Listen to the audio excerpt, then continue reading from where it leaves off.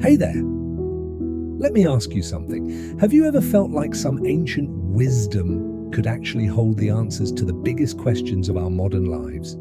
Sounds wild, right? But what if I told you that Buddhist teachings from over 2,500 years ago align perfectly with the latest discoveries in science? Crazy, but true. So, stick around, because today we're uncovering how ancient wisdom meets modern science. And trust me, it's going to blow your mind. Before we dive in, grab a cup of tea, relax, and get ready for a journey that might just change how you see the world. Section 1. Interconnectedness. Pratītyasamutpāda. Okay, let's kick things off with a big idea. Everything, and I mean everything, is connected.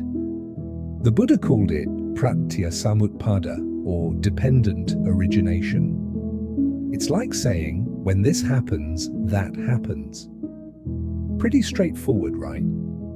But here's where it gets fascinating. Modern science totally backs this up. Think about ecosystems. If one part of the chain breaks, like bees disappearing, the whole system collapses. Or take quantum entanglement.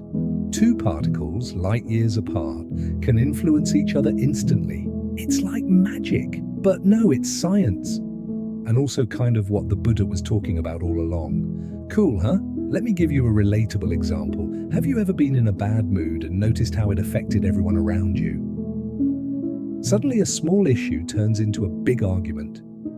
That's interconnectedness at play.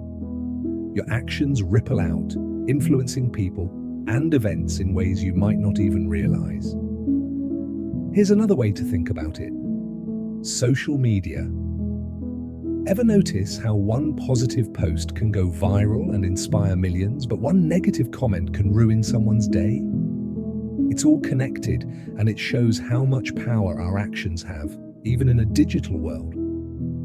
Here's something to ponder. What would happen if we consciously chose to send out positive ripples? How might the world change if we acted with kindness and mindfulness? It's a powerful thought, isn't it? And it doesn't stop there. Even science talks about butterfly effects, how a small change in one place can lead to big effects somewhere else. So when you smile at someone, you're not just brightening their day, you might be starting a chain reaction. Section 2. Meditation and neuroplasticity. Now let's talk about meditation. You've probably heard it's good for you, helps with stress, focus, all that. But here's the kicker. Meditation literally changes your brain. Like, physically. Scientists call it neuroplasticity, which is just a fancy way of saying your brain can rewire itself. Back in the day, the Buddha taught mindfulness to help people find clarity and peace. Turns out, he was onto something huge. Studies show that meditation can shrink your brain's fear center. Yep, that's the amygdala, and boost areas responsible for memory and empathy. So, when the Buddha said meditation leads to liberation, he wasn't just talking spiritually. Science agrees. But wait, it gets better. Have you ever felt overwhelmed and tried just taking a few deep breaths? That's meditation in its simplest form. Now imagine doing that daily for 10 minutes. Research shows it can reduce anxiety, improve focus, and even help you sleep better. Small habit, huge impact. Here's a quick tip.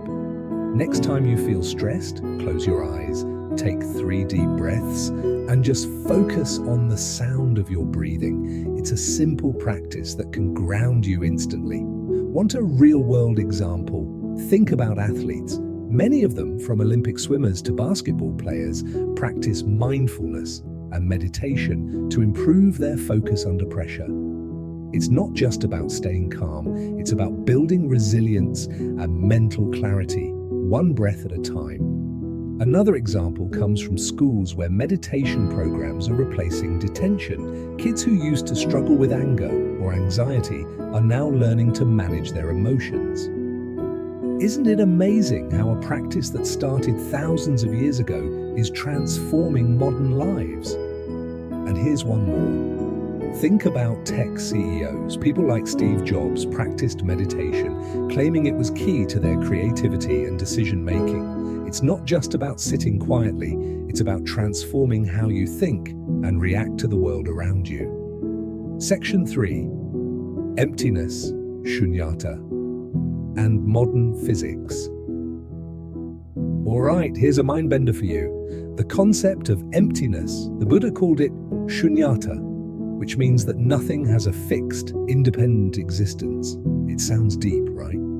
But here's where it gets mind-blowing. Quantum physics says almost the exact same thing. In the quantum world, particles don't exist in a definite state until they're observed. In other words, reality itself is kind of fuzzy. The Buddha's idea wasn't about nothingness, it was about understanding how everything is connected and ever-changing. Honestly, it's like ancient wisdom meeting science in a cosmic high five. Let's break this down with a practical example. Imagine you're stuck in a negative thought loop. I'm not good enough. I'll never succeed. The concept of emptiness reminds us that these thoughts aren't fixed truths. They're temporary and can be changed. Just like particles in quantum physics, our reality shifts depending on our perspective. Another way to see this is through storytelling. Think about how characters in movies grow. A hero starts out weak or scared, but over time they change and become strong. That transformation is proof of their emptiness in a way. Nothing about them was fixed. If they can change, so can we. Let's look at nature for another example. Take a river. It's never the same, it's constantly flowing, changing, yet it's still a river. That's emptiness in action. Things are always transforming, and that's what makes life dynamic and beautiful. Here's a question. What belief or thought do you want to let go of? Reflect on it as we move forward.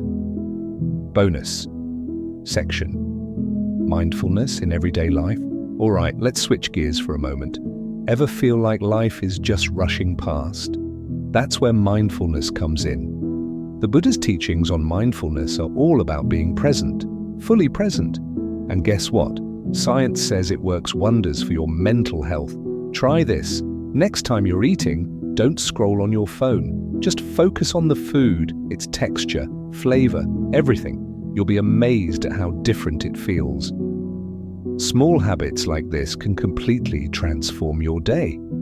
Let me share a story. A friend of mine started practicing mindfulness by just observing nature during her morning walks. No phone, no music, just her and the sounds of birds and rustling leaves. She told me it made her feel more alive and connected. Isn't it amazing how something so simple can make such a big difference? Here's another fun practice.